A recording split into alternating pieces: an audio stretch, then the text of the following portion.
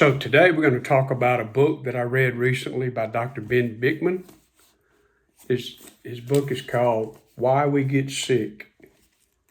Okay, it's by Dr. Benjamin Bikman. It's available on Amazon, and it's one of the first books that I read when I started looking into nutrition science, and it's an excellent book. So we're going to go over it today. We're going to go over a couple of things and kind of summarize the book.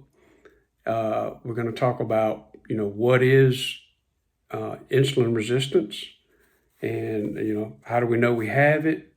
Why is it bad for me? And so what causes insulin resistance, and what are the key takeaways from Dr. Bikman's book. So I think it's important when you start out on this carnivore journey that that you take the time to educate yourself. I think there's so much misinformation out there, and there's so many conflicting ideas and thoughts about nutrition. I think probably nutrition science is the most complicated, most convoluted, screwed up mess that you could possibly try to research. But what I've done, and what I'm going to do the next few videos, is actually cover some of the books that I've read that really helped me educate myself about human nutrition. I've been doing this now for about 98 days, and I've lost 45 pounds. I've gotten off all my medications. The carnivore diet is miraculous, what it does to your body. But I'm a chemist, and actually I've got a degree in chemistry and biology and an MBA. And my goal when I set out looking into this information was to figure out what's real and what's not. It's so confusing. There's so much information to sort through. What I've done is I've narrowed it down to about 10 books that I want to tell you about. I'm just going to do one book today, Dr. Bikman's Why We Get Sick. But I want to continue this series to educate you and basically give you a quick overview, a quick summary of what these books are trying to tell us, and try to make sense of where we go from here. Okay, so Dr. Bikman's book talks about this hidden epidemic. It's called insulin resistance. It's 85% of the adult people in the U.S. have insulin resistance. Okay, and so we're going to look at what it is and how do we fix it. So actually, it's a reduced response to the hormone insulin. So if you think about another word for it would be hyperinsulinemia, where your insulin levels stay up at an elevated level for a long time or all the time. Your cells require in this state of metabolism, your cells require more than the amount of insulin to have the same impact on your blood glucose. Okay. How do you know you have insulin resistance? It's pretty simple. There's if you've got belly fat like I had, high blood pressure like I had, if you even have one or two of these factors, in his book, he outlines maybe 10 things that will help you understand if you have insulin resistance or not. But, a family history of type 2 diabetes, high triglycerides, but high blood pressure, fat around the belly, those are two telltale signs that you have insulin resistance. Well, why is insulin resistance bad for me? What's the problem? Well, if you look at all of the chronic diseases that we battle in our country, and you may battle personally, chronic diseases like cancer, heart disease, Alzheimer's, obesity, irritable bowel syndrome, diabetes, depression and mental disorders, anxiety, low testosterone, infertility, menstrual issues, arthritis, sleep apnea, gastroesophageal reflux disease.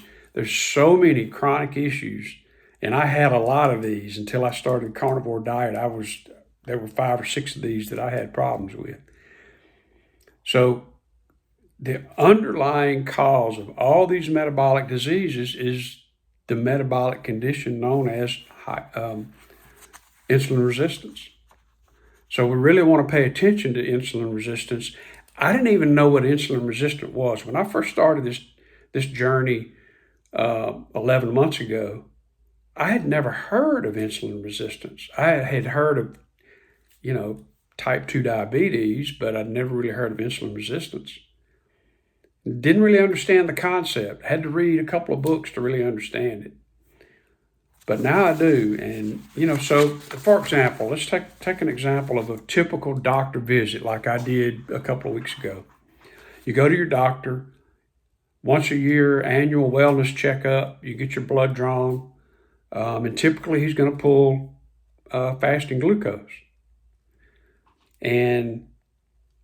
But that's not what he needs to be pulling. He needs to be focusing on insulin.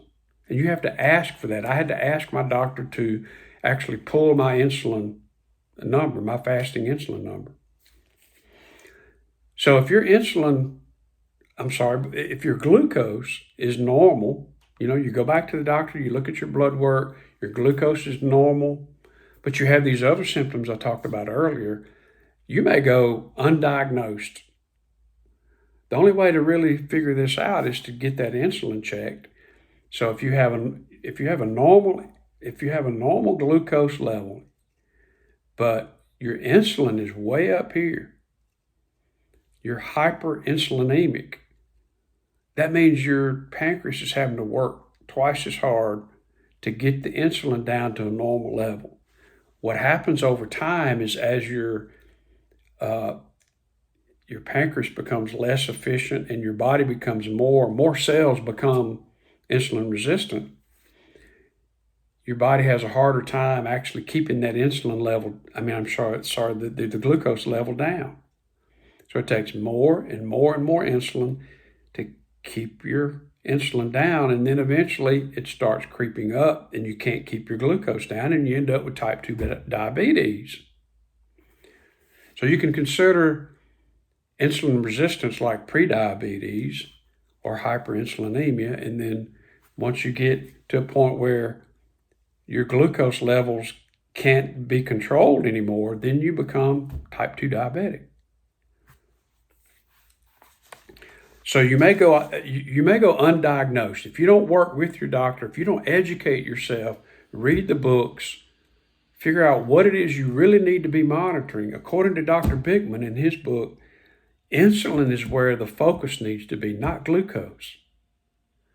So if you understand your insulin and you can keep your insulin down and keep it from spiking all the time. He gave an example where if you have breakfast, lunch, and dinner, okay, and you look at your insulin, it spikes and it comes down.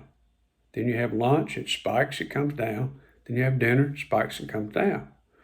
But if you're eating the standard American diet where you're constantly hungry all the time because you're eating carbohydrates and you get hungry all the time, you have snack, breakfast, snack, lunch, snack, supper, snack, and then bed. So what happens is your insulin goes up and it stays up all the time. That's hyperinsulinemia, and that results eventually in type 2 diabetes. So what causes that is, what I just described was the frequency of your meals and how often you actually eat, but also what you eat. So if you're eating carbs, if you're eating sugar, if you're eating inflammatory seed oils, high fructose corn syrup, ultra-processed foods, you're going to have these insulin spikes and you're going to be snacking all day. Just like I did 11 months ago when I weighed 230 pounds and I felt miserable. Now I only eat one meal a day on carnivore and I don't snack at all because I'm satiated, I'm full because I eat saturated fat and red meat. So what I did was I started out as the standard American diet, snacking, eating, 3 meals a day, snacks all day, insulin always high, felt terrible, to ketogenic diet where I actually was able to reduce the carbs. I was still eating 3 meals a day, and I was snacking less and less frequently. Eventually, after about 6 months, I cut my ketogenic diet down to 2 meals a day, and I cut out fruits and vegetables, and I would quit snacking completely. And then as I shifted more towards getting rid of all the vegetables, where I didn't get hungry all the time, I actually went to 2 meals a day and no snacks, eventually to 1 meal a day.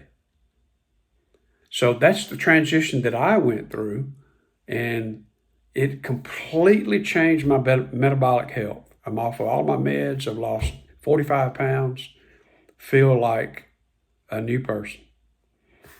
So the key takeaways that you want to get from this is that, and this came directly out of Dr. Bikman's book, the key takeaways are control your carbs, or minimize or eliminate your carbs, prioritize protein, fill up with fat, and intermittent fasting, time-restricted eating. Go prolonged periods of time where your body has time to get the insulin level down between meals. Don't constantly keep spiking that insulin. So, point I want to make is educate yourself, get smart, read the books, understand metabolism, understand nutrition, understand insulin. That's your ticket. If you keep your insulin down, you keep your insulin steady, you're going to lose weight, you're going to feel better, you're going to get rid of all these metabolic syndrome, metabolic chronic diseases. So the next time we get together, I'll have another book that I want to show you. All these books together, it's going to be about 10 books, but they've all got different points that I want to teach you about. And hopefully, as you go on your carnivore journey, you'll learn some things too. So, thanks.